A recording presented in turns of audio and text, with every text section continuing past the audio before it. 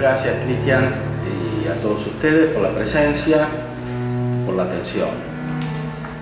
El tema de la mística en San Juan de la Cruz es evidentemente muy amplio, es el doctor principal de la mística en el campo de la teología católica, es como Santo Tomás para la dogmática, para la filosofía, y por eso la Iglesia lo recomienda especialmente como guía para el estudio de la teología espiritual o, como decían los antiguos, teología mística.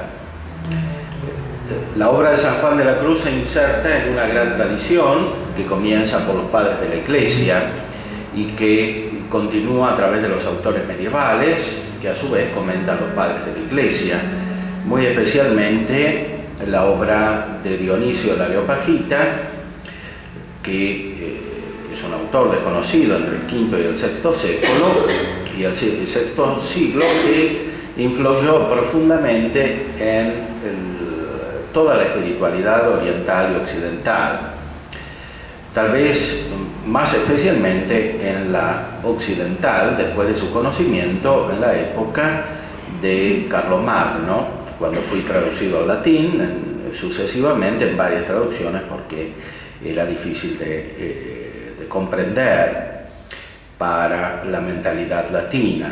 Sin embargo, fue asimilado profundamente, fue comentado por los grandes escolásticos. San Alberto Magno comentó todas las obras de Dionisio, Santo Tomás comentó una, el de Divinis Nominibus, y todos los autores posteriores lo tenían como gran autoridad teológica, además porque pensaban que era el primer teólogo convertido por San Pablo en el Areópago de Atenas, discípulo directo de San Pablo.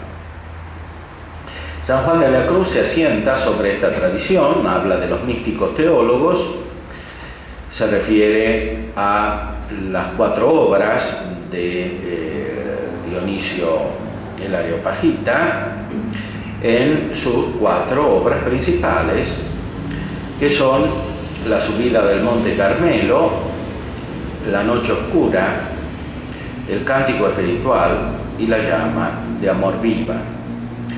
San Juan de la Cruz tiene 2 campos principales por los cuales es guía en el estudio espiritual.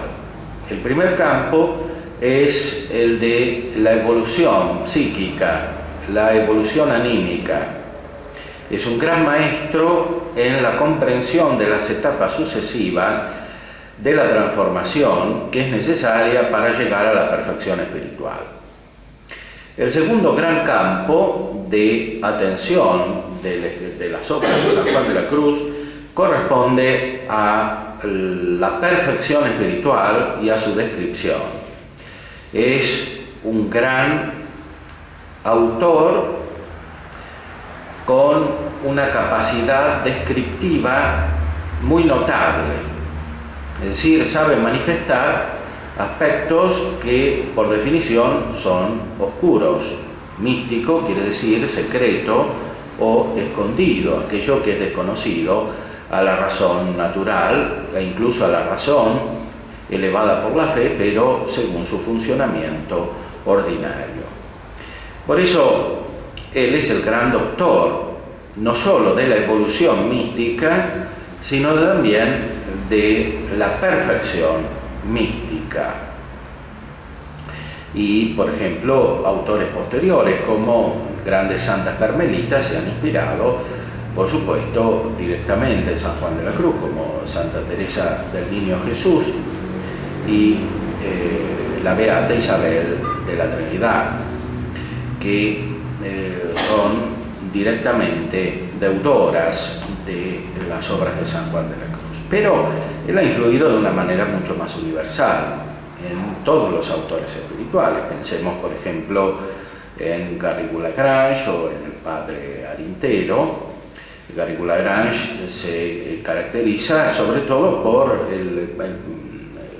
seguir a San Juan de la Cruz en el primer campo de lo que dijimos, es decir, en la descripción de las edades de la vida interior, y Arintero sobre todo en la descripción de la mística en su perfección.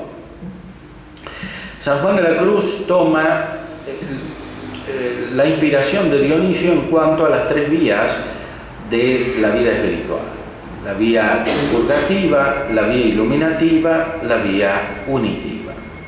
Dionisio dice que la gracia de Dios o la luz divina tiene tres funciones cuando llega a nosotros a través de los ángeles que configuran la jerarquía celestial y a través de la jerarquía eclesiástica que está conformada por los obispos, los sacerdotes, los diáconos, que perfeccionan al pueblo a través de los monjes.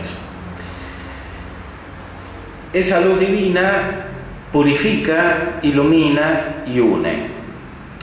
Dionisio ve estas funciones de una manera simultánea, pero también jerárquica. Los diáconos son los que purifican, los sacerdotes los que iluminan, los obispos los que perfeccionan. Esto da la base para dos líneas de comprensión de la teoría espiritual de Dionisio, que es fundamental. Una línea subraya el aspecto evolutivo, otra línea subraya el aspecto simultáneo de la triple función de la luz divina cuando desciende hacia nosotros.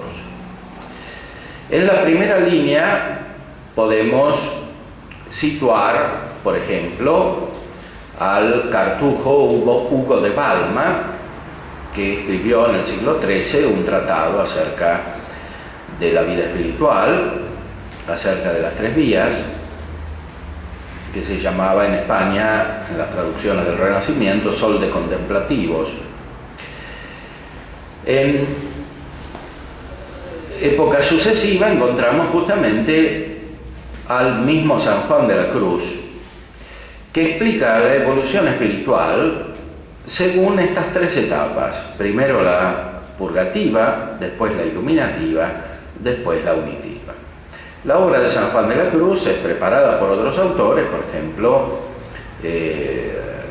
Juan Taulero o Enrique Herb.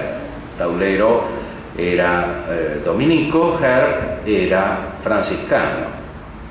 También otro gran autor que influye desde lejos y directamente es Juan Ruysbroek, o Ruysbroek, como lo llamaban en el Renacimiento algunos. Ruysbroek es un autor verdaderamente profundo y algunos temas de él se encuentran en San Juan de la Cruz. Otra línea que deriva de Dionisio el Areopagita comprende la triple función de la luz divina de purificar, iluminar y perfeccionar de una manera principalmente contemporánea. Los autores principales que comprenden así la luz divina son, en el siglo XIII, Buenaventura, San Buenaventura, que se inspira muy directamente sobre Dionisio. Él también escribió un tratado de las tres vías y muchos otros libros, como el Itinerario de la mente hacia Dios, etc. Y comprende estas tres vías como un cierto reflejo de la Santísima Trinidad. Otro gran autor que entiende la triple función de manera contemporánea es San Ignacio de Loyola. En los ejercicios espirituales vemos que la primera semana corresponde a la vía purgativa, la segunda a la iluminativa y la tercera y la cuarta corresponden a la vía unitiva. Es evidente que en 3 semanas no se puede tener la evolución completa, o en 4, de la vida espiritual. Por eso es claro que San Ignacio ve en su método de transformación espiritual, práctico y sobre todo dirigido a las personas que se inician en la vida espiritual, una aparición de las tres funciones de la luz divina. Tornando a San Juan de la Cruz, debemos decir que si bien él establece este orden sucesivo en la eficacia de la luz divina, según 3 grandes etapas, esquemáticamente distinguidas de un modo muy claro. También es verdad que él considera implícitamente cómo en cada una de las etapas está la otra, y por eso dice que la evolución espiritual en todas las personas no se da de la misma manera. Más aún subraya que no hay ninguna persona que ni en la mitad coincida con el camino espiritual que tiene otra persona. Lo dice explícitamente. Por eso hay que tomar el esquema sucesivo de las tres etapas de la vida espiritual como una indicación para comprender en profundidad la evolución espiritual. Presentemos estas tres etapas brevemente. La primera corresponde a la purgación o purificación. Significa que una persona que es variable en la vida espiritual porque entra y sale de la vida de la gracia, no es estable aunque tenga fe. Se determina a servir a Dios, como dice San Ignacio, es decir, cambia de una manera profunda y se purifica de los restos más evidentes de los pecados anteriores. Y esto es la purificación del sentido. Esta purificación tiene por objetivo principal, por la acción de la gracia misma, acomodar la vida del sujeto al orden de la razón. Todavía la persona no es un gran espiritual, aunque eventualmente tenga fenómenos sensibles, tenga grandes sentimientos en su conversión, tenga luces que le vienen, que a él le parecen muy elevadas, pero en realidad son muy cercanas a la imaginación. En esta etapa se dan grandes cambios y se dan grandes tempestades también, grandes tormentas que confluyen en una época de crisis que San Juan denomina con el símbolo de la noche oscura, porque esos sentimientos y esas luces imaginativas cambian de manera de ser y dan lugar a una vida más racional y más espiritual. Por eso después de la etapa purgativa o purificativa viene lo que San Juan de la Cruz denomina noche del sentido. La noche del sentido es una etapa de pasaje entre una acción de la gracia divina que está principalmente dirigida a reformar la conducta, sobre todo en sus aspectos externos, a una etapa en la cual la gracia divina procede de manera más interior, llega a iluminar especialmente las potencias espirituales, la inteligencia, y a fortificar la voluntad. Es la etapa iluminativa. El pasaje entre la primera etapa y la segunda se llama Noche del Sentido y tiene dos versiones según San Juan de la Cruz. Una es la de la purgación activa y otra es la de la purgación pasiva. Estas dos maneras de purgación en realidad se comunican en su raíz porque el fundamento es siempre la gracia divina. Solo que en la primera manera la iniciativa de la operación la tiene el sujeto. Es él quien se esfuerza, por decir así, ejercitándose, o con un término de la tradición, en manera ascética, que quiere decir justamente por el ejercicio, para reformar sus hábitos viciosos.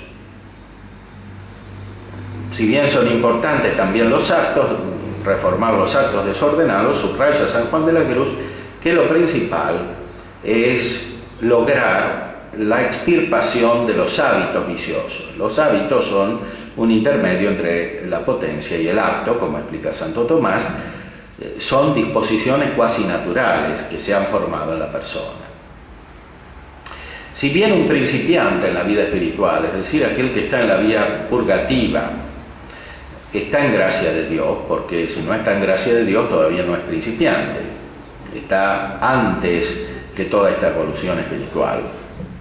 Si bien está en gracia de Dios y por lo tanto no tiene los hábitos del pecado mortal, subsisten en él muchos hábitos de pecados veniales, incluso muchos hábitos que son inconscientes, es decir, que no son conocidos para el mismo sujeto que los posee.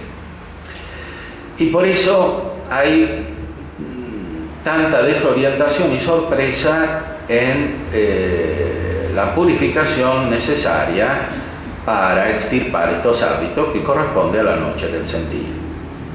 Porque si bien el ejercicio activo con iniciativa en el propio individuo es importante, sin embargo no logra su objetivo si no se realiza la purificación pasiva, dice San Juan de la Cruz, que viene de la gracia de Dios.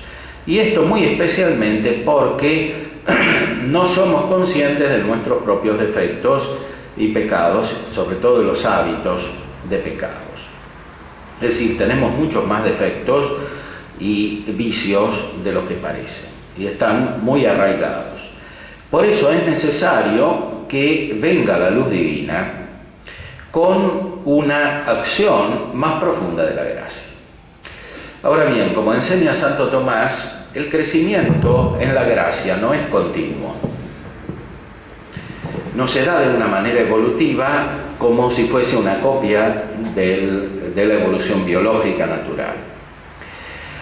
La evolución espiritual se da por infusión de la gracia, que depende como causa directa de Dios.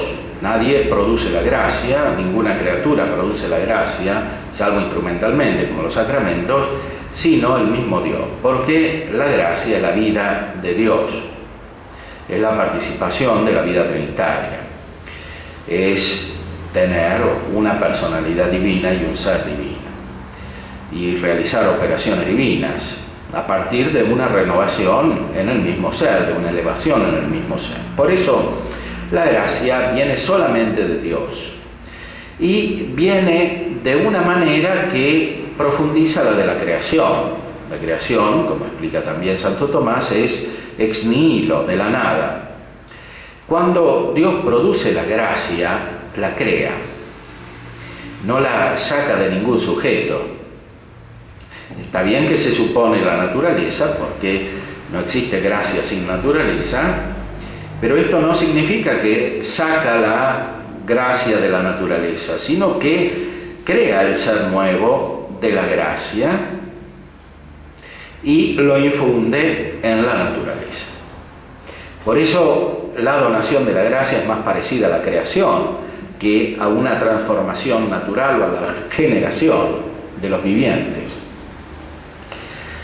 De manera tal que cuando alguien crece de verdad en la gracia, lo hace puntualmente, o sea, de repente. Por eso, una fuente principal de San Juan de la Cruz, que es Dionisio, que ya citamos, dice en su teología mística que viene el rayo de tiniebla. El rayo de tiniebla significa una infusión repentina de la gracia. Ya Aristóteles había dicho, como recuerda el mismo San Juan de la Cruz en sus obras, que la luz de Dios para nosotros es demasiado excelente, de manera tal que ciega nuestra vista. Y es como el murciélago frente a la luz del sol, o la lechuza frente a la luz del sol, que no pueden ver el sol porque es demasiado excelente la luz del sol respecto de la debilidad de sus pupilas. Así sucede con los ojos de los hombres frente a la inteligibilidad infinita del ser divino. Quedan como deslumbrados. Ahora bien, cuando todavía la vida espiritual no es muy profunda, esto se da a manera de un crecimiento repentino, que es lo que subraya muy especialmente San Juan de la Cruz con su símbolo de la noche oscura del sentido, pasiva, es decir, que cuando la persona se ejercita en la vida espiritual, como hacían los padres del desierto, de los cuales los carmelitas se consideran sucesores, los padres que estaban en Egipto, que vivían en cuevas, en medio del desierto, que se ejercitaban en la vida espiritual alrededor de un maestro espiritual, de un abad. Cuando una persona se ejercita, es decir, recibe los sacramentos, tiene oración, persevera en el cumplimiento de los mandamientos e incipientemente de los consejos evangélicos, de algún modo, al menos parcial, entonces esa persona se dispone a un verdadero crecimiento espiritual. Santo Tomás enseña que los actos que se realizan con la gracia que ya se posee preparan para que Dios infunda su gracia de una manera nueva y más intensa. Porque la gracia nunca procede principalmente de los méritos del sujeto, como había explicado muy claramente San Agustín. Por eso, por más que nos esforcemos, no podemos producir el aumento de gracia. Aunque sí se puede decir que nuestros actos hechos con la gracia de Dios son meritorios, es decir, son meritorios con un mérito de congruo, de conveniencia, porque es Dios mismo que nos ha dado la gracia para que la ejercitemos. Sin embargo, en sentido absoluto, la gracia procede solamente de Dios que la infunde. Por eso, el crecimiento real en la vida espiritual no se da tanto como fruto de la ejercitación en las obras humanas, aunque sean excelentes y realizadas con la gracia de Dios, sino que se da por la infusión de la luz divina.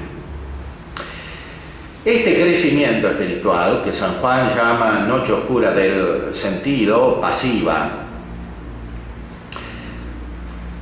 se realiza de dos maneras, según su descripción. Es decir, se realiza en la vida, en el conjunto de la vida, como una transformación vital, a través de todo lo que una persona vive justamente, es decir, a través de sus relaciones con las personas, de sus relaciones con las cosas, a través de su relación consigo misma, es decir, de su conciencia, como diríamos hoy.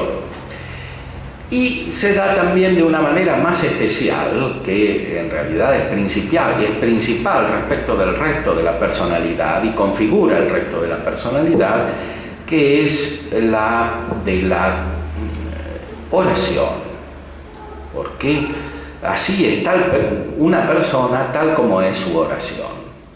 Ahora, no es fácil saber cómo es la oración de una persona, ni siquiera para el mismo sujeto es fácil saber cómo es su propia oración, porque, como decían los medievales, los místicos medievales, esta se realiza principalmente en la punta del alma, en el apex mentis, o en la chispa de la sindéresis, o en el fondo del alma. Se usan diversas expresiones simbólicas. Esto quiere decir que la oración, entendida en su sentido más profundo, es la que da la configuración última al conjunto de la personalidad, es decir, al conjunto de las disposiciones habituales que permiten la operatividad de una persona. Todo depende de la oración, o de la falta de oración también, porque hay una falta de oración que produce una disposición negativa, que es fundamentalmente una disgregación de la personalidad, porque sea desde el punto de vista natural, sea desde el punto de vista sobrenatural, que incluye el natural, se unifica la persona y por tanto la personalidad, si la definimos como un conjunto de hábitos operativos, se unifica la personalidad a partir de la inteligencia. Entonces, la oración se realiza principalmente con la inteligencia movida por la voluntad. Es verdad que la caridad es superior a la fe y la caridad está en la voluntad, pero no hay oración sin ejercicio intelectual. San Juan Damasceno decía, en una definición famosa que está todavía en el Catecismo de la Iglesia Católica, que es una elevación de la mente hacia Dios. Evidentemente, cuando no hay ninguna elevación, sino que hay un alejamiento de Dios, la personalidad se configura de una manera fundamentalmente diferente y en vez de unificarse se disgrega, como se ve muy claramente en los autores contemporáneos, en los posmodernos, incluso en los modernos también, que tienden a hacer desaparecer el sujeto. En cambio, cuando la oración como ejercicio intelectual unifica la personalidad, todo el sujeto recibe el influjo de esta vida intelectual profunda. La enfermedad psíquica o psicológica, si se quiere, con un término menos apropiado, de nuestra época fundamental es la falta de uso de la inteligencia. Esta es la raíz de todas las otras enfermedades. La gente está mal psíquicamente porque no usa su inteligencia, es decir, porque no busca la verdad. Esta es la patología principal.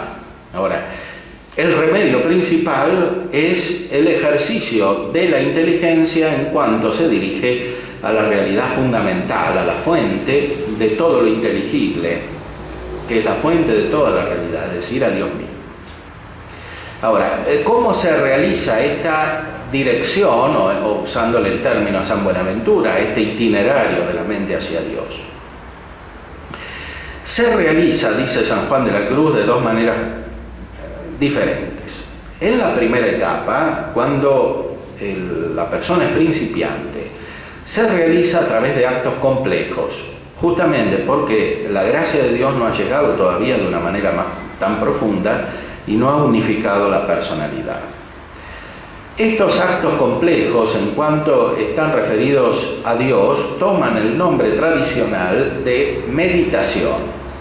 Meditación es un término genérico, quiere decir uso de la mente, ejercicio de la mente. Esta meditación no es solamente algo de la inteligencia, especialmente no lo es en los que comienza la vida espiritual. Intervienen muchos elementos que corresponden, sea la voluntad, pero de una voluntad todavía no muy elevada por la caridad. Muchos elementos que corresponden a las potencias afectivas, que son voluntad por participación, como dice Santo Tomás, es decir, el apetito irascible, el apetito concupiscible, y elementos que pertenecen a la imaginación. Por eso, por ejemplo, San Ignacio en sus ejercicios espirituales hace imaginar la vida de Cristo, cómo está uno, cómo Dios está mirando el mundo, etc.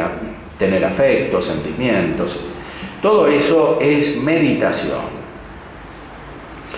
Tomar el Evangelio, pensar, razonar acerca de las enseñanzas de Cristo, aplicarlas a la propia vida. Todo eso es denominado meditación y es absolutamente necesaria para crecer en la vida espiritual e incluso para perseverar. Los autores espirituales son concordes en afirmar que sin meditación no puede haber vida espiritual. Más aún, muchos pierden la vida espiritual simplemente por el hecho de no hacer meditación, que puede ejercitarse de muchas maneras. Puede ejercitarse como un tiempo determinado para hacer oración, como especialmente se entiende en la modernidad, o puede ejercitarse de una manera más amplia en la vida monástica, en la vida religiosa, como se realizaba especialmente en la Edad Media, es decir, en el conjunto de la vida, pero es necesario que haya meditación. En la modernidad, que es una época más compleja, en que el uso de la razón tiende a configurarse como racionalismo, a veces fue necesario establecer la meditación como un ejercicio muy determinado y casi separado de los otros, cosa que tiene también sus desventajas, que son fruto indirecto de este mismo racionalismo.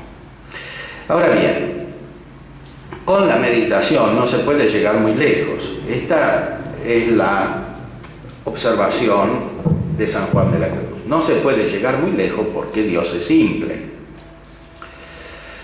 Dios es el ser mismo subsistente que contiene todas las perfecciones y que no puede ser comprendido como fruto de razonamientos, de juicios, ni siquiera puede ser entendido con una idea, porque la idea es la representación de las esencias y Dios no puede ser representado por algo distinto, porque Él es infinito. Entonces, es necesario pasar a un ejercicio distinto de la inteligencia que se eleva hacia Dios. Y esto es fruto de la gracia, es una gracia principal. Este modo nuevo de elevarse hacia Dios, de ponerse en contacto con Dios, o de tocar a Dios, como decía San Agustín y Santo Tomás también, tangere Deum. Esto es tener experiencia de Dios, como decían los medievales, también Santo Tomás, etc. Esto se realiza por medio de un ejercicio mental denominado tradicionalmente contemplación. Esta contemplación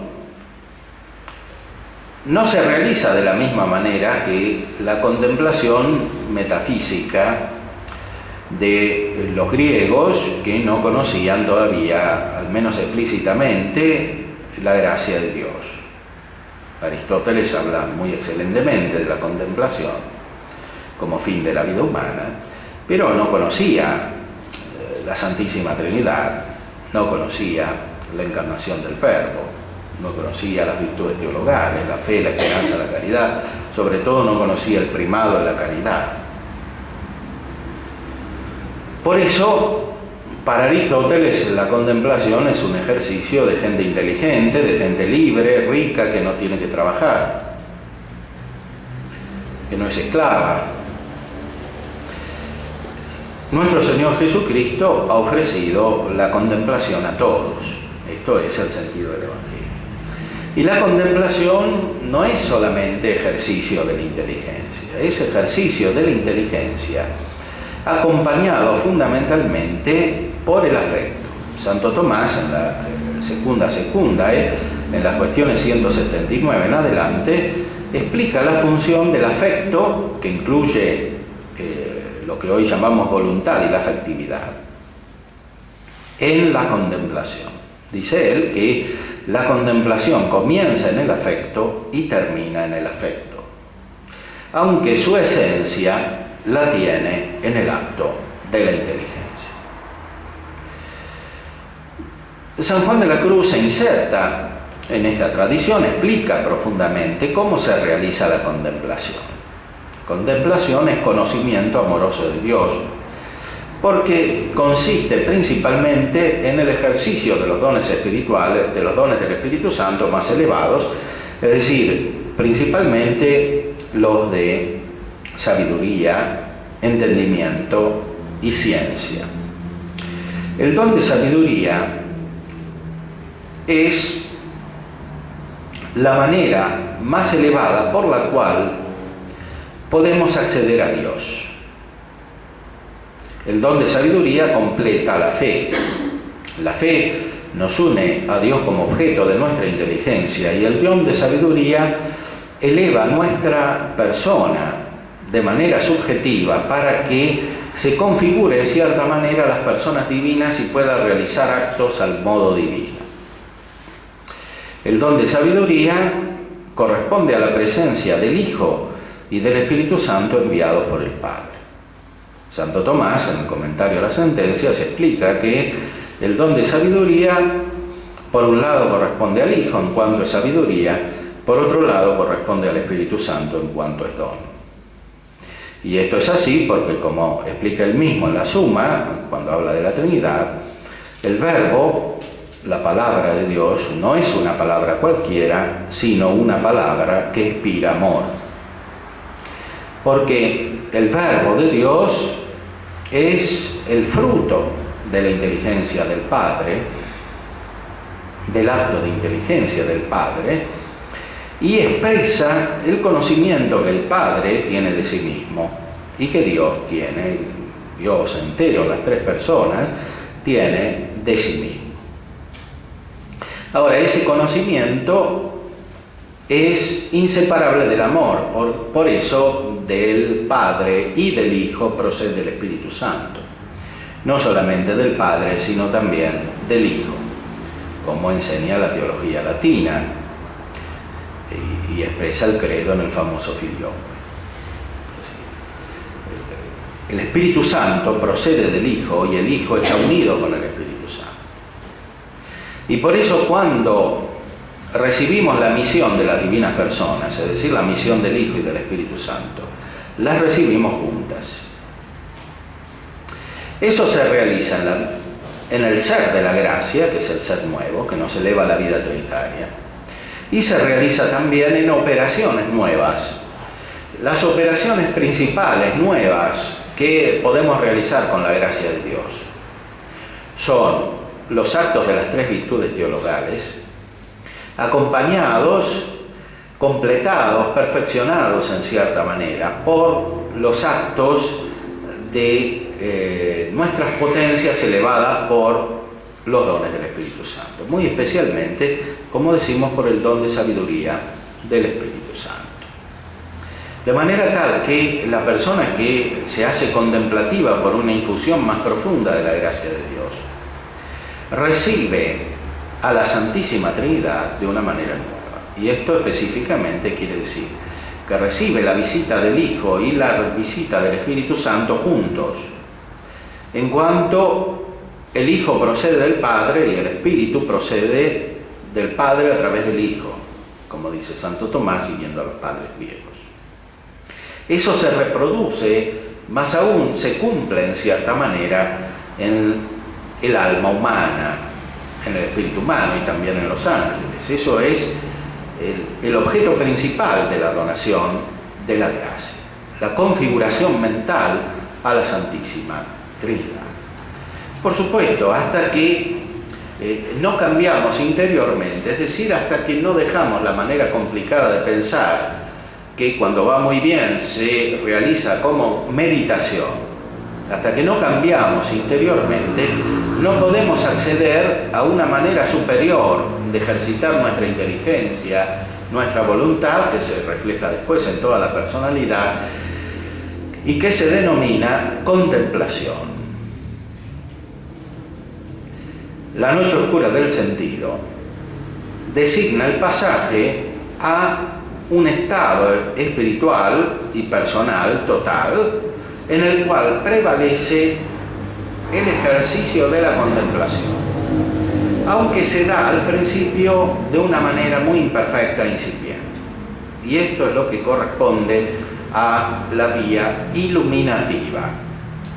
La persona que deja la meditación y que simplifica su personalidad de acuerdo con un ejercicio nuevo de su inteligencia y de su voluntad elevada por la gracia recibida en el ser del alma, esta persona se hace contemplativa, cambia.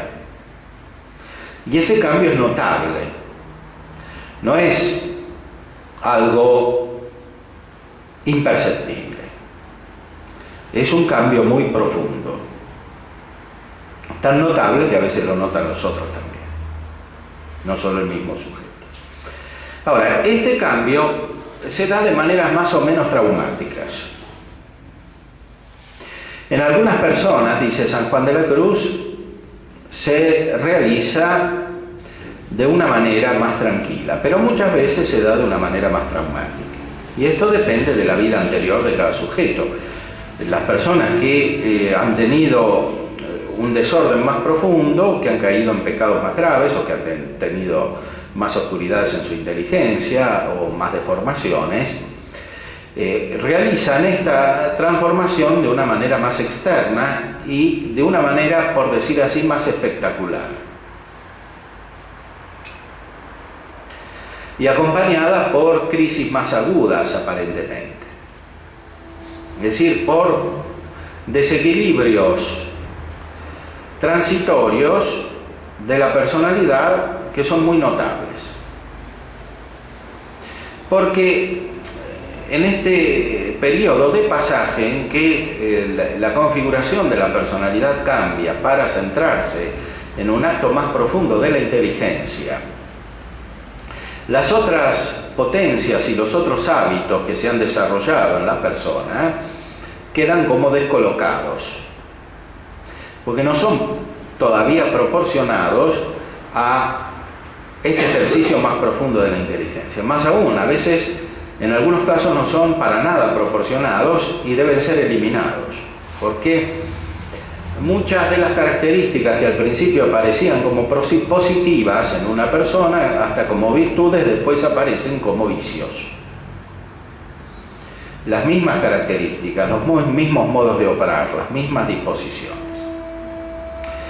Esto se realiza en lo que denomina San Juan de la Cruz la noche pasiva del sentido. Cuando se supera esta etapa de transformación, que supone mucha oscuridad, mucha crisis, mucho cambio, entonces se entra en una etapa más uniforme y tranquila, que es una etapa más intelectual, en el sentido más profundo del término. La persona se hace de verdad racional, y por hacerse racional se hace intelectual, porque el verdadero ejercicio de la razón es cuando el intelecto, es decir, la capacidad intuitiva de la razón, se hace más vigorosa, se entiende más la realidad. Ahora bien, todavía la persona no se ha configurado profundamente a la vida trinitaria, porque los que están en la vía iluminativa son muy intelectuales, pero todavía poco divinos. Es decir, no viven directamente de la vida trinitaria, de la percepción de los misterios de la Santísima Trinidad y de la encarnación del Verbo desde la Trinidad. Contemplan a Dios de una manera más aguda, más profunda, y contemplan las cosas creadas a la luz de Dios. Pero, aunque está presente el don de sabiduría, que es la meta de todo el reordenamiento de la personalidad, sin embargo, todavía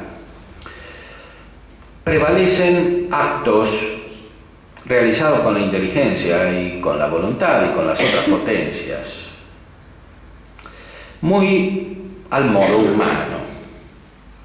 Y si bien están presentes ya los dones del Espíritu Santo, se manifiestan sobre todo los de ciencia, y especialmente el de ciencia y especialmente el de intelecto.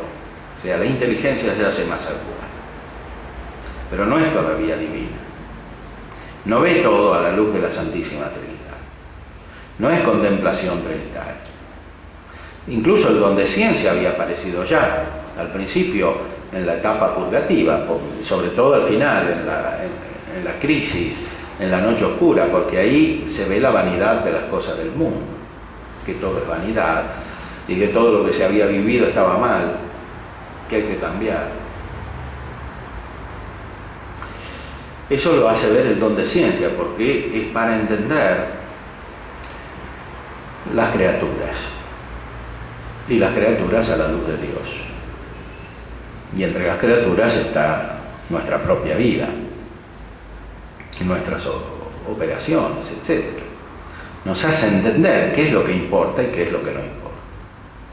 El don de intelecto nos hace contemplar las verdades de la fe, pero no directamente como misterios, sino justamente como verdades de fe. Sabemos lo que quiere decir la fe. Y eso no simplemente porque adherimos casi externamente a las verdades de fe, que oímos proclamar, sino porque de algún modo las contemplamos, más o menos perfectamente. Esto corresponde a la vía iluminativa. Aquí dice San Juan de la Cruz, la oración se transforma en contemplación. Y esto significa que no se realizan actos complejos en la oración. O sea que la mente está quieta, en unión con Dios. Aunque no se capte distintamente, claramente, qué es lo que se contempla. Aquí se ejercita especialmente lo que dice Santo Tomás en la Summa contra Gentiles, es decir, que Dios es conocido sicut distintus ab omnibus, como distinto de todas las cosas. Por eso aquí prevalece muy especialmente el camino negativo, apofático, la vía negativa. Cuanto más entendemos las verdades de fe y las verdades naturales que están incluidas en la verdad de fe, por ejemplo, que Dios es creador del mundo, que Dios es perfecto, que tiene muchos atributos que corresponden a lo que ha manifestado en las cosas creadas. Cuanto más contemplamos todo eso, más nuestra mente se simplifica y capta a Dios de una manera oscura, es decir, como algo que no se entiende. Y por eso especialmente dice Dios que esta contemplación es rayo de tiniebla. E incluso en algunos sujetos aparece como un rayo que lo deja en la oscuridad.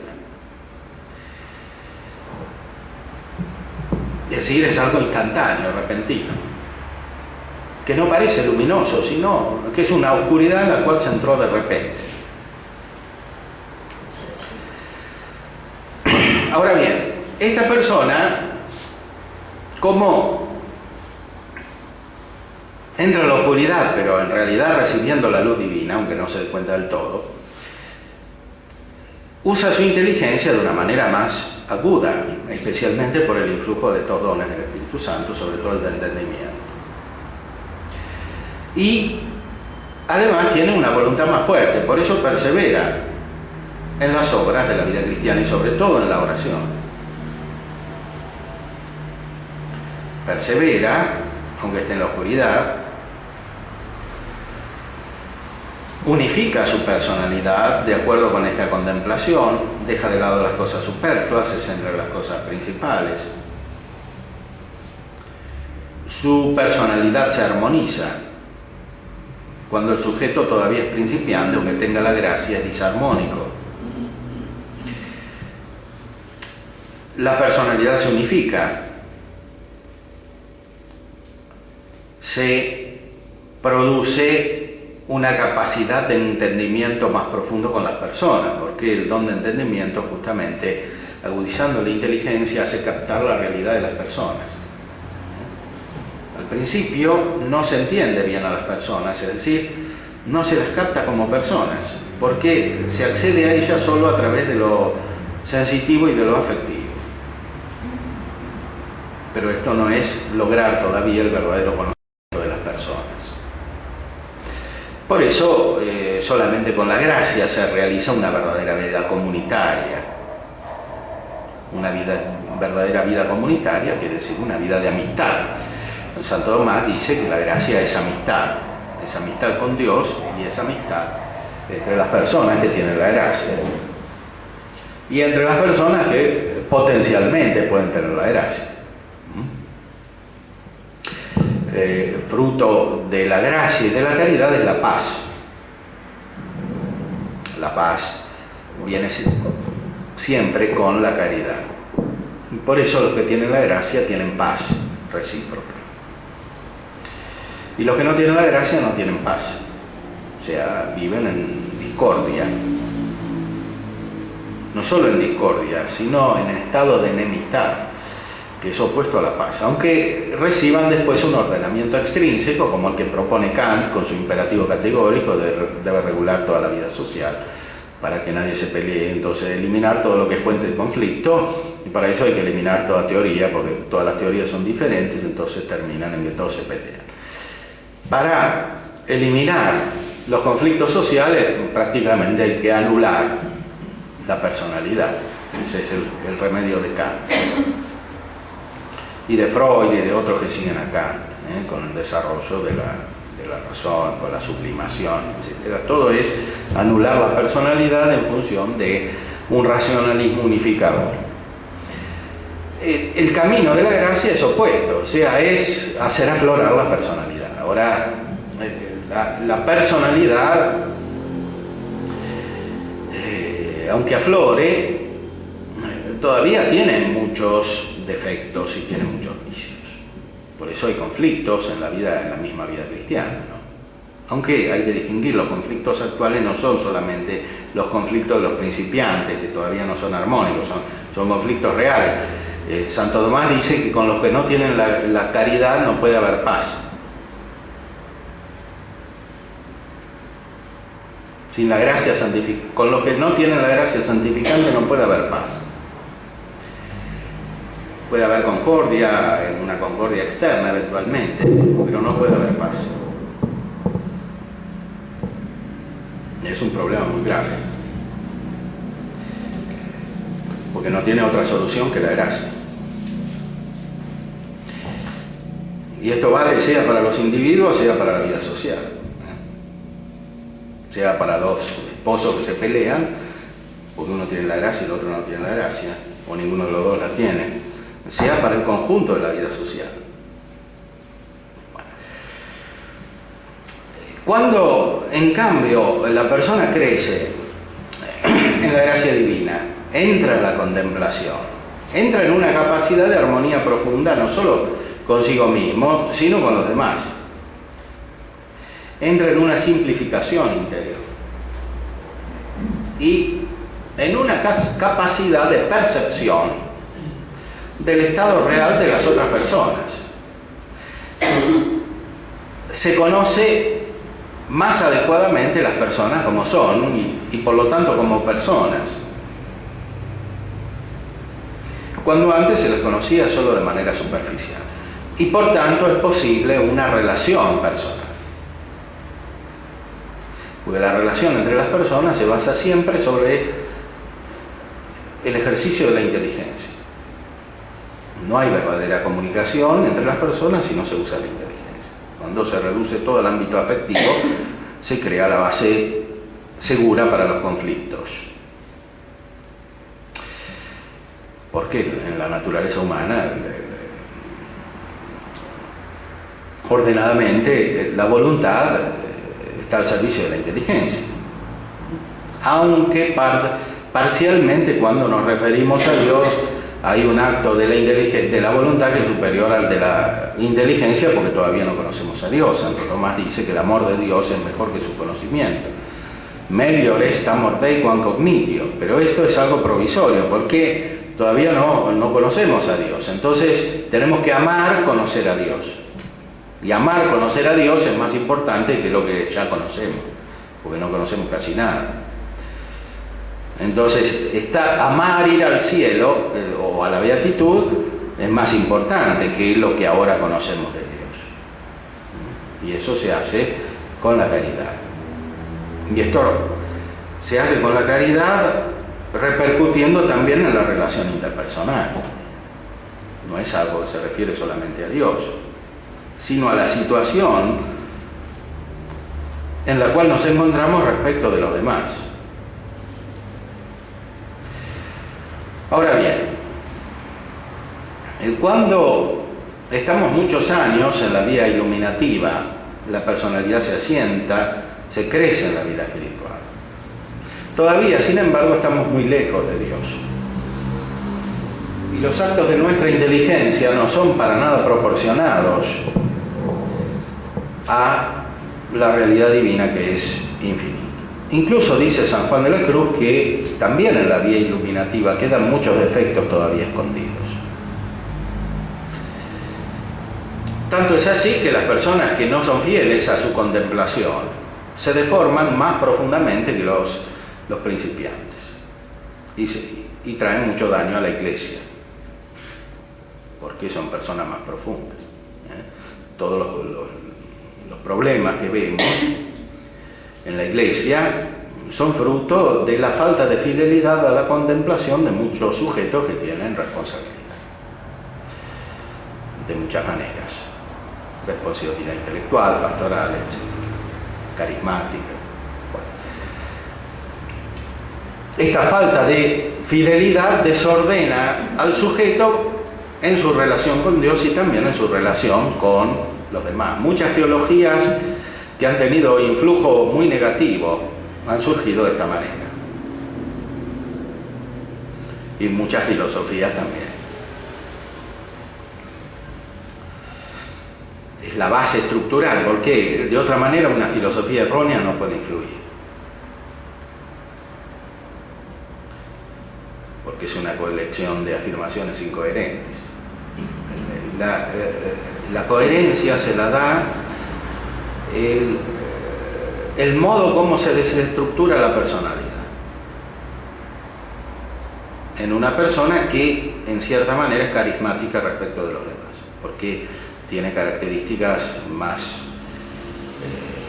elevadas en algún campo, por ejemplo en el del conocimiento filosófico o en otros campos. Y al revés, una persona que se unifica santamente produce un influjo enorme en los demás, de una manera creciente.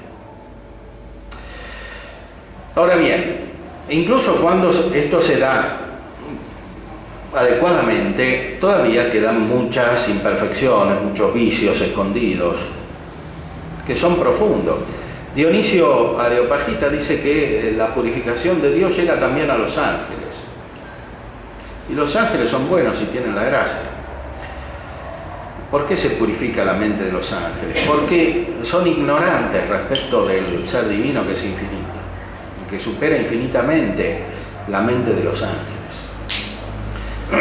Por eso Dionisio dice que en la jerarquía celestial los ángeles superiores purifican a los inferiores de su ignorancia.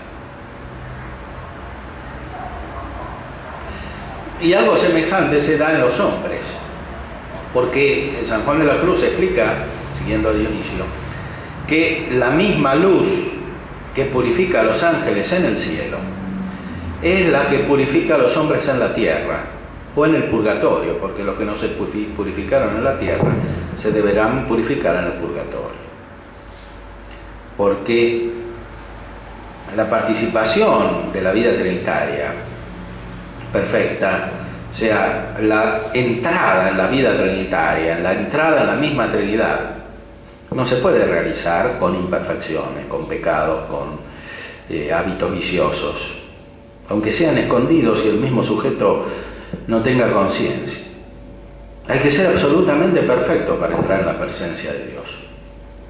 Sed perfecto como vuestro Padre Celestial es perfecto. Por eso la purificación que hay que sufrir es tremenda, es enorme. Y por eso el purgatorio es una cosa tan seria y tan grave.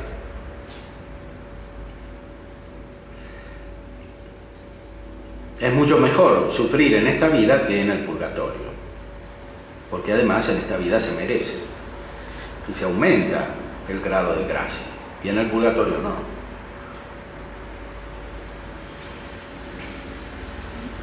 Lo dice explícitamente San Juan de la Cruz: es la misma luz que nos purifica aquí en la noche oscura del sentido y después del espíritu, y en el purgatorio.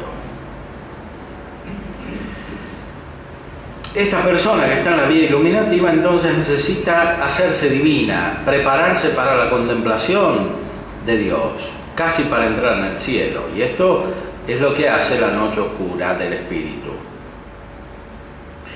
La noche oscura del espíritu va a la raíz del alma,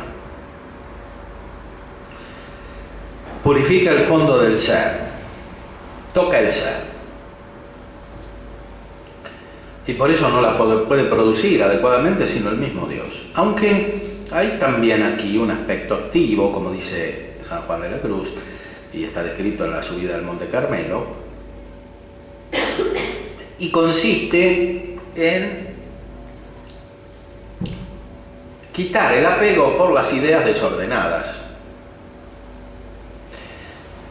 que cuando nos referimos a Dios son todas. Porque como dice Santo Tomás, no hay ninguna idea con la cual se pueda entender a Dios. Dios probablemente no se entiende con una idea. Porque no hay ninguna semejanza subjetiva que lo pueda representar.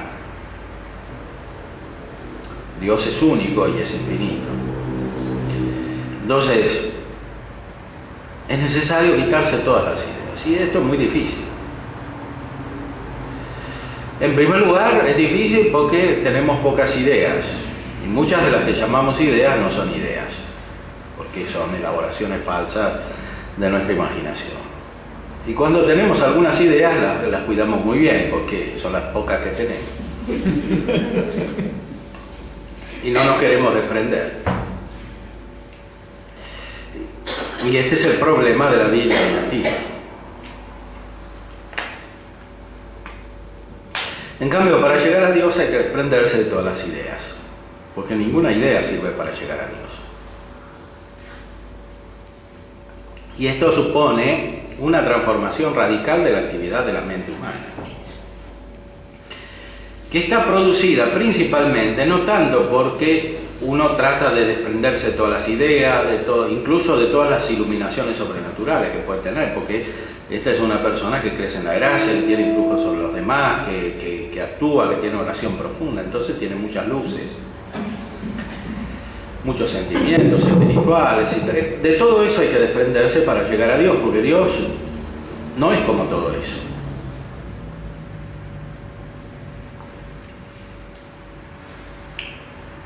Dios no es parecido a nada de lo que existe en el mundo creado. Es distinto. Si bien todas las cosas muestran a Dios, son semejantes a Dios, sin embargo, en sí, su esencia, lo que Él es, no es nada de las cosas creadas. Es distintus ab omnibus, como decía Santo Tomás. Distinto de todo.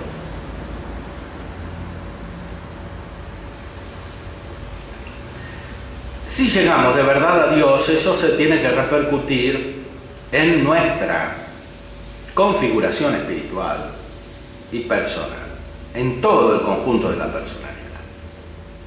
Y esa transformación es la que produce de verdad un santo. Los santos son los que han alcanzado, o mejor han recibido esa transformación de parte de Dios. La vida cristiana por sí misma está dirigida a este objetivo. El Evangelio por sí, el seguimiento del Evangelio, que no puede realizarse sin el seguimiento de los consejos evangélicos, como explica Santo Tomás. Está dirigido a este fin. Los consejos evangélicos son para todos, no son solo para los monjes. Porque, como dice Santo Tomás, los consejos son recomendaciones que da un amigo a un amigo. Y si tenemos un amigo y no seguimos ninguna de las recomendaciones que da, dejamos de ser amigos, porque entonces el otro evidentemente se aleja, porque dice, este no me hace caso en nada. ¿Qué clase de amigo es? Bueno, la relación con Dios es relación de amistad. La gracia produce la caridad, está indisolublemente ligada con la caridad, es lo primero que produce. Y la caridad es amistad. Es amistad con Dios. Por eso no se puede llegar a la vida divina sin cumplir los consejos evangélicos, de un modo o del otro, en un tiempo o en otro tiempo. Además, en el Evangelio hay muchos consejos que están concentrados en la pobreza, la castidad, la obediencia, pero nuestro Señor los expresa de muchas maneras. Entonces, una persona que es realmente cristiana es una persona que sigue el Evangelio, esto es lo principal, que es la enseñanza de Cristo respecto de los preceptos y de los consejos. Los preceptos se refieren a lo que es absolutamente necesario a la vida eterna, es decir, aquello sin lo cual es imposible entrar en comunión con Dios. Pero para cumplir los preceptos es necesario también cumplir los consejos, aunque como son consejos no se cumplen todos de la misma manera ni de manera obligatoria. Se cumplen según el impulso que da la misma gracia. El Espíritu Santo te impulsa para cumplir los consejos de un modo o de otro y te va transformando, y lo que no pudiste cumplir en un momento lo cumplís en otro momento y de otra manera. Y esto es lo que realiza la evolución espiritual que describe San Juan de la Cruz. De esta manera, una persona llega a una perfección realmente muy elevada, en la cual la fe está iluminada por el don de sabiduría del Espíritu Santo. Aquí sí, los actos de la sabiduría se hacen estables. El hábito produce, la sabiduría es un hábito, produce actos continuos. La persona entra en un estado de contemplación perfecta que no es desde lejos, captar a Dios como distinto de todo. Es desde cerca. O sea, es manifestación del contacto íntimo con Dios, que es contacto con las tres divinas personas. Y es captación, aunque no sea todavía visión con la inteligencia, de las perfecciones divinas que están en su esencia. Es lo que describe San Juan de la Cruz en sus obras más elevadas, es decir, el Cántico Espiritual y la Llama de Amor Viva. Veamos, por ejemplo, algunos textos del Cántico Espiritual. Y máteme tu vista y hermosura, dice el verso en el Cántico Espiritual, canción 11, que es como si dijera, comenta San Juan de la Cruz: pues tanto es el deleite de la vista de tu ser y hermosura, que no la puede sufrir mi alma, sino que tengo de morir en viéndola. Máteme tu vista y hermosura. Dos vistas se sabe que matan al hombre, por no poder sufrir la fuerza y eficacia de la vista. La una es la del basilisco, de cuya vista se dice mueren luego. Otra es la vista de Dios, pero son muy diferentes las causas, porque la una vista mata con gran ponzoña y la otra con inmensa salud y bien de gloria. Por lo cual no hace mucho aquí el alma en querer morir a vista de la hermosura de Dios para gozarla para siempre. Pues que si el alma tuviese un solo barrunto de la alteza y hermosura de Dios, no solo una muerte apetecería por verla ya para siempre, como aquí desea, pero 1000 acervísimas muertes pasaría muy alegre por verla un solo momento, y después de haberla visto pediría padecer otras tantas por verla otro tanto. Es decir, cuando se llega a un estado de contemplación muy elevado, en el cual ni siquiera se tiene un barrunto, es decir, un lejano eco de lo que significa la visión beatífica, ni siquiera eso, pero algo se capta desde lejos. Uno preferiría morir antes que seguir viviendo para tener la visión de Dios.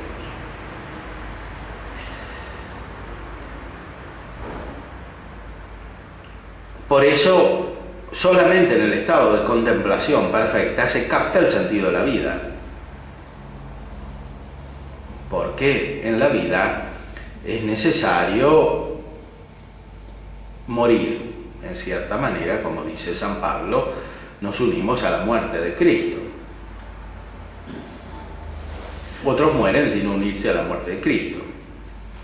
Los filósofos explican que el hombre es ser para la muerte, como Heidegger y otros. ¿Por qué? Porque saben que van a la muerte y no tiene ningún sentido ir a la muerte. Pero con la vida de la gracia, se capta el sentido de la muerte, más aún nos asimilamos a la muerte de Cristo para tener esta perfección. ¿Qué es asimilarse a la muerte de Cristo? La muerte de Cristo es una indicación de la pasión de Cristo, porque lo que nos salva a nosotros propiamente es la pasión de Cristo, dice Santo Tomás. No es la muerte como separación del alma y cuerpo, sino la pasión, que es el acto de Cristo de caridad cuando estaba vivo. Entonces, cuando nosotros nos unimos a la pasión de Cristo, como dice la liturgia,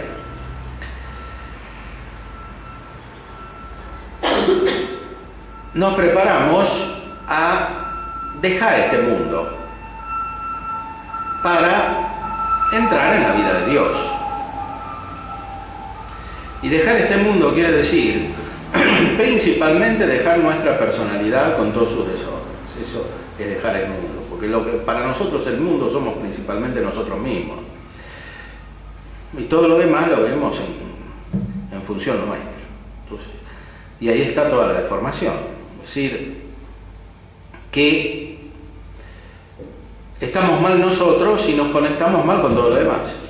Bueno, morir quiere decir que nos despojamos del hombre viejo, como dice San Pablo. Es decir, que cambiamos de personalidad. No de persona, pero sí de personalidad. Es un cambio muy profundo.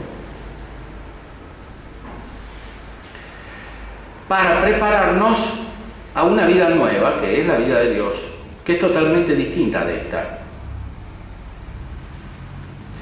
Y por eso el que encuentra el tesoro escondido, como dice Cristo, quiere desprenderse de esta vida. Esto a los cristianos contemporáneos no les gusta nada, porque subrayan que hay que estar en el mundo, que lo temporal, que las realidades terrenas, que hay que construir la ciudad del mundo, que hay que colaborar con los hombres, que no hay que escaparse, no hay que huir. Pero el Evangelio es uno y es el mismo que durará para siempre. Porque este mundo es como es.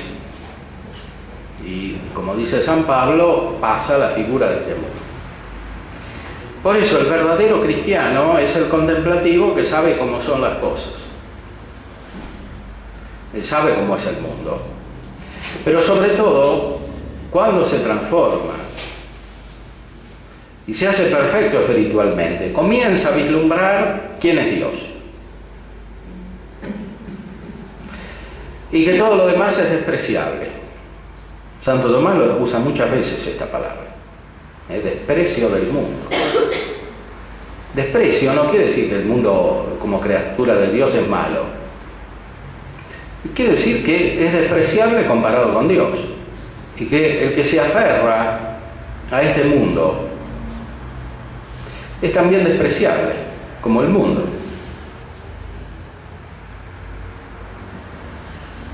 Es como el que encontró el tesoro y lo dejó perder, en vez de esconderlo.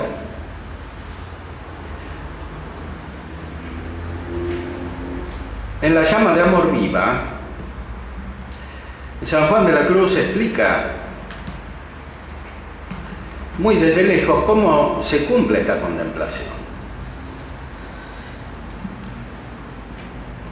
Es el libro más elevado de todas las obras de San Juan de la Cruz. Y no hay que maravillar que haga Dios tan altas y extrañas mercedes a las almas que Él da en regalar. Porque si consideramos que es Dios y que se las hace como Dios, y con infinito amor y bondad, no nos parecerá fuera de razón, pues Él dijo que en el que le amase vendrían el Padre y el Hijo y el Espíritu Santo y harían morada en Él, lo cual había de ser haciéndole a Él vivir y morar en el Padre y en el Hijo y en el Espíritu Santo en vida de Dios, como da a entender el alma en estas canciones. Oh llama de amor viva que tiernamente hieres de mi alma en el más profundo centro, pues ya no eres esquiva Acaba ya si quieres, rompe la tela de este dulce encuentro. Oh cauterio suave, oh regalada llaga, oh mano blanda, oh toque delicado, que a vida eterna sabe, y toda deuda paga. Matando, muerte en vida la has trocado. Oh lámparas de fuego, en cuyos resplandores las profundas cavernas del sentido, que estaba oscuro y ciego, con extraños primores, calor y luz dan junto a su querido. Cuán manso y amoroso recuerdas en mi seno, donde secretamente solo moras, y en tu aspirar sabroso de bien y gloria lleno, cuán delicadamente me enamoras. Comenta él la poesía. Sintiéndose ya el alma toda inflamada en la divina unión,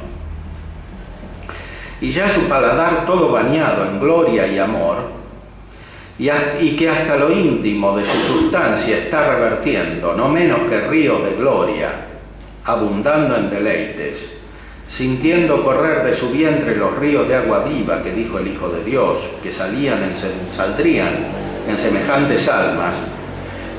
Parécele pues que con tanta fuerza está transformada en Dios y tan altamente de él poseída y con tan ricas riquezas de dones y virtudes arreada, que está tan cerca de la bienaventuranza que no la divide sino una leve tela.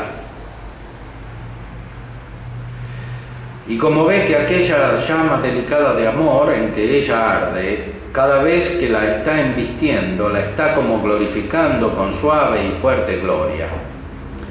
Tanto que cada vez que la absorbe y embiste le parece que le va a dar la vida eterna y que va a romper la tela de la vida mortal y que falta muy poco y que por esto poco no acaba de ser glorificada esencialmente. Y dice con gran deseo a la llama, que es el Espíritu Santo, que rompa ya la vida mortal por aquel dulce encuentro en que de veras la acabe de comunicar lo que cada vez parece la va a dar cuando la encuentra, que es glorificarla entera y perfectamente. Y así dice: oh llama de amor viva. La llama de amor viva es el Espíritu Santo. El Espíritu Santo que se percibe dentro del alma misma. Como explica Santo Tomás, la primera persona que llega a nosotros es el Espíritu Santo, es la que nos conecta con Dios, porque Él es conexión dentro de Dios. Así como conecta al Padre y al Hijo, nos conecta también a nosotros con Dios. Es el amor en Dios. Y por eso,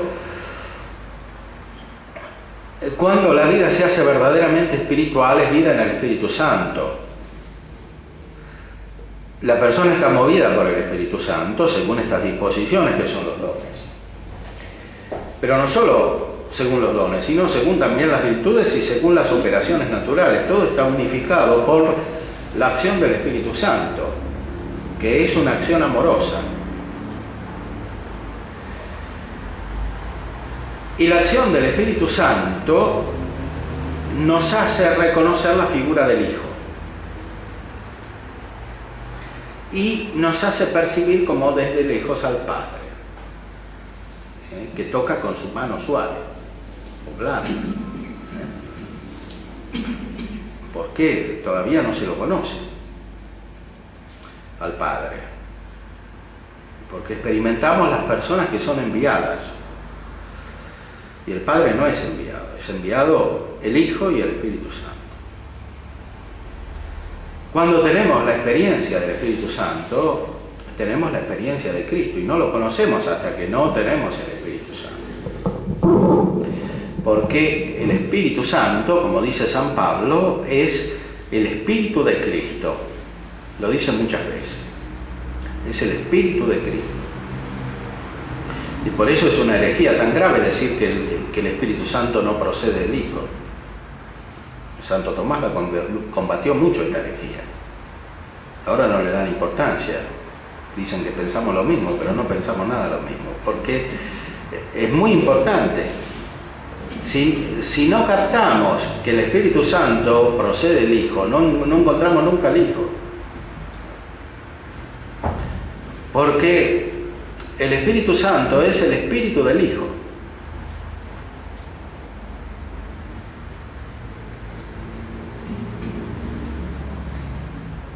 Para encarecer el alma, el sentimiento y aprecio con que habla de en estas cuatro canciones, pone en todas ellas estos términos, so y quan, que significan encarecimiento afectuoso,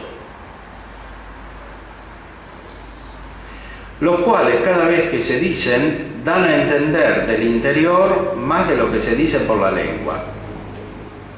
Y sírvelo para mucho desear y para mucho rogar persuadiendo, y para entrambos efectos usa el alma de él en esta canción, porque en ella encarece e intima el gran deseo, persuadiendo al amor que la desate. Este encarecimiento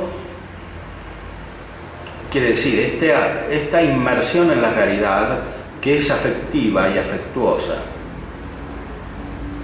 Por eso las personas que crecen en la vida espiritual se hacen más afectivas, no menos. Pero con esta afectividad que viene del Espíritu Santo y que transfigura el conjunto de la persona. No se hacen racionalistas y frías. Lo explica muy bien Dionisio Cartujano en su libro sobre la contemplación. Porque la contemplación es sabiduría amorosa, afectuosa. Viene del Espíritu Santo. La persona racionalista no está preparada para amar a Dios como algo que no conoce todavía, como algo que lo espera, como algo que es más grande, porque capta todo como si trata todo como si lo entendiera, como si entendiera a Dios, como si entendiera a los demás, y por eso tiene falta de caridad además. En cambio, esta persona que está transformada espiritualmente por la presencia del Espíritu Santo se hace afectuosa, como decía Santo Tomás. La contemplación comienza en el afecto y termina en el afecto. Las traducciones son malas, porque la Suma Teológica, cuando Santo Tomás pone affectum, en latín los traductores ponen a voluntad. Pero es afecto. Esta llama de amor es el espíritu de su esposo, que es el Espíritu Santo, al cual siente ya el alma en sí, no sólo como fuego que la tiene consumida y transformada en suave amor, sino como fuego que además de esto arde en ella y echa llama, como dije, y aquella llama cada vez que llamea baña el alma en gloria y la refresca en temple de vida divina. Como explica San Juan de la Cruz, estas son operaciones misteriosas del Espíritu Santo. Por eso el Espíritu Santo, como es Dios, aparece al mismo tiempo como fuego y como agua. Es un fuego que refresca, dice aquí. Y en el Evangelio aparece así, como llamas de fuego, los Hechos de los Apóstoles, y como agua viva, en el Evangelio de San Juan. Es agua y fuego al mismo tiempo. Porque, como dice Dionisio, en Dios, las cosas que son opuestas en las criaturas y coinciden, se unifican, son lo mismo.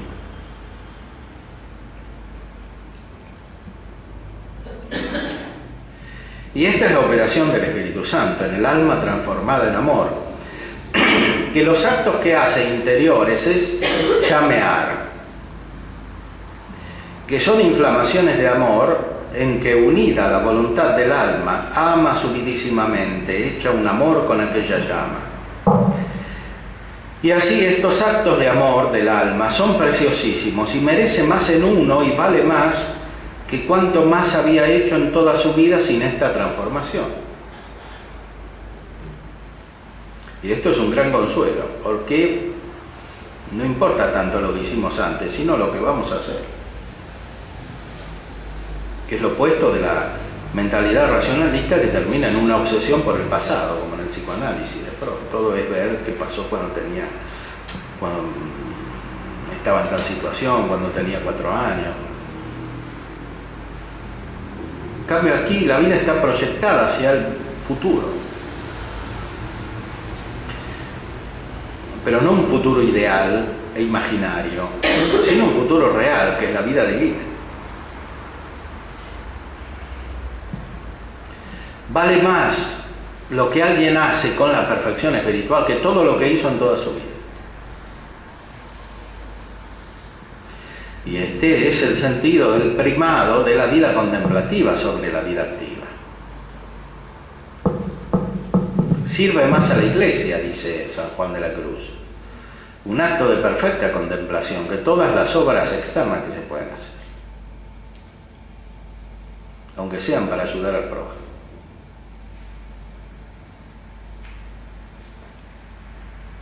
Y por eso el mismo Concilio Vaticano II subraya que por más urgencias que haya, siempre hay que darle el lugar adecuado a la vida monástica, que es fundamentalmente la vida contemplativa, que está dirigida al culto de Dios. Y el culto de Dios no es solo la liturgia, es el culto interior. La liturgia está ordenada al culto interior, que es la contemplación.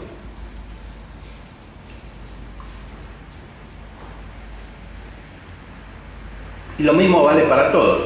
Esta obra, que es la más alta de San Juan de la Cruz y la más contemplativa, no se la dirigió a la monja, se la dirigió a una laica que se llamaba Ana de Peñalosa,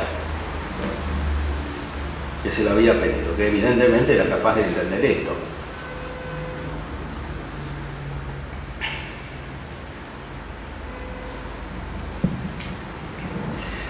¿De dónde el alma, que está en este estado de transformación de amor, podemos decir que es su ordinario hábito, y es como el madero que siempre está investido en fuego? Y los actos de esta alma son la llama que nace del fuego del amor, que tan vehementemente sale, cuanto es más intenso el fuego de la unión, en la cual llama se unen y suben los actos de la voluntad arrebatada y absorta en la llama del Espíritu Santo, que es como el ángel que subió a Dios en la llama del sacrificio de Manuel. Es una figura del Antiguo Testamento que significa el ángel del sacrificio. En la liturgia decimos en la plegaria del canon romano, en la plegaria 1 actual, que el sacrificio sube a Dios por medio del santo ángel. Y Don Guéranger, que era ese gran abad benedictino del siglo XIX en Francia, que hizo tanto por la comprensión de la liturgia, dice que el ángel es Cristo. El ángel que hace subir el sacrificio es Cristo. Es Él el que es el mediador entre los hombres y Dios. Cuando una persona es muy perfecta, está configurada a Cristo y está llena del Espíritu Santo, que es el Espíritu de Cristo. Y por eso su sacrificio espiritual es perfecto, como dice también la liturgia. Un sacrificio espiritual y perfecto. Ese sacrificio espiritual y perfecto es la contemplación. Santo Tomás lo dice muy claramente. La liturgia, la Eucaristía, resume todo lo demás. Todo lo que existe en la realidad es para la Eucaristía. Y la Eucaristía es contemplación. Por eso se llama pan de los ángeles, porque es la participación de la contemplación que tienen los ángeles en el cielo. Es esta luz contemplativa. Este es el sacrificio espiritual. Por eso el acto contemplativo vale más que todo lo que se hace externamente.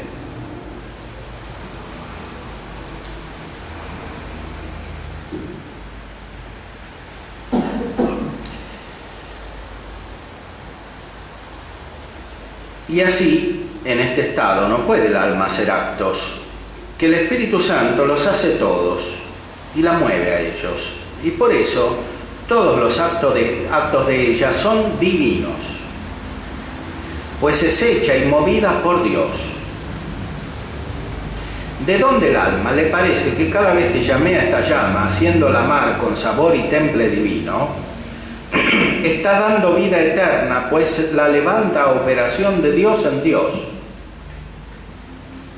O sea, es como si el alma estuviese insertada en la vida trinitaria, no solo porque la recibiera, sino porque ella es parte de esta vida trinitaria. Es como si viera a Dios en Dios,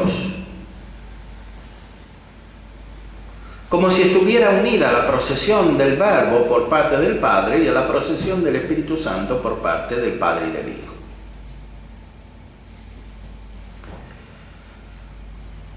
Como si se producieran en el alma. Y este es el lenguaje y palabras que trata Dios en las almas purgadas y limpias, todas encendidas, como dijo David. Tu palabra es encendida vehementemente.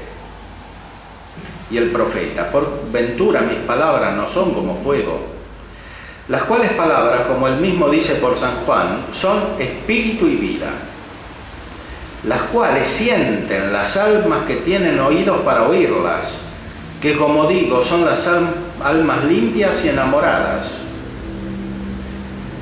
que las que no tienen el paladar sano, sino que gustan otras cosas, no pueden gustar el espíritu, y vida de ellas antes les hacen sin sabor.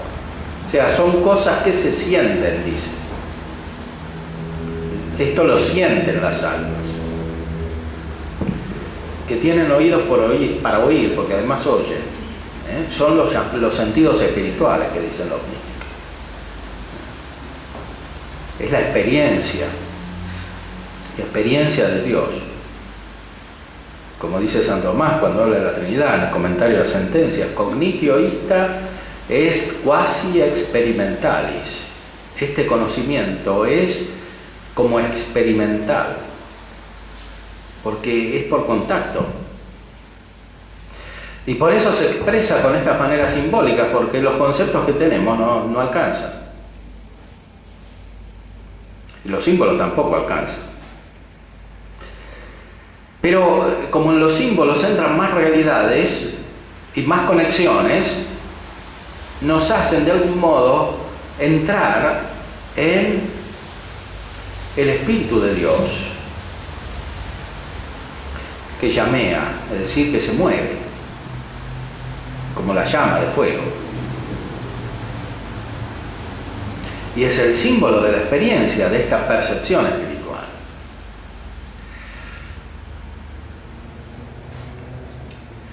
Y por eso, cuanto más altas palabras decía el Hijo de Dios, tanto más algunos se desabrían por su impureza, como fue cuando predicó aquella tan sabrosa y amorosa doctrina de la Sagrada Eucaristía, que muchos de ellos volvieron atrás. Es decir, muchos ante la vida mística retroceden. ¿Por qué? Son hombres animales, como dice San Pablo. El hombre animal no entiende las cosas del espíritu. El hombre animal es el hombre psíquico, o sea, el que se mueve por su alma en cuanto informa el cuerpo, nada más. Ahora ni siquiera hay hombre psíquico porque no se cree ni en el alma, pero cuando se creía en el alma por lo menos estaba el hombre psíquico, que es el hombre animal, como un perro que tiene alma.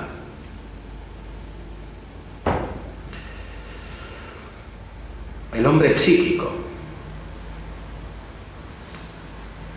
El hombre psíquico no entiende las cosas de Dios. Son necedad para él, dice San Pablo. Y lo mismo expresa San Juan de la Cruz. Por eso los hombres huyen de la contemplación. Y la enfermedad radical, lo que Hegel y Kierkegaard llaman la enfermedad mortal, que es un término de la fenomenología del espíritu y también de una obra de Kierkegaard. La enfermedad mortal es, en el fondo, rebelión radical ante la contemplación y ante quienes transmiten la luz de Dios que produce la contemplación, es decir, ante Cristo y ante los sacerdotes que son los perfeccionadores. Dionisio dice que el obispo es el perfeccionador y los sacerdotes los iluminadores. Es rebelión profunda y en el fondo es rebelión ante Cristo. Porque Cristo nos trae una sabiduría escondida, como dice San Pablo, que para los judíos es escándalo y para los griegos es locura.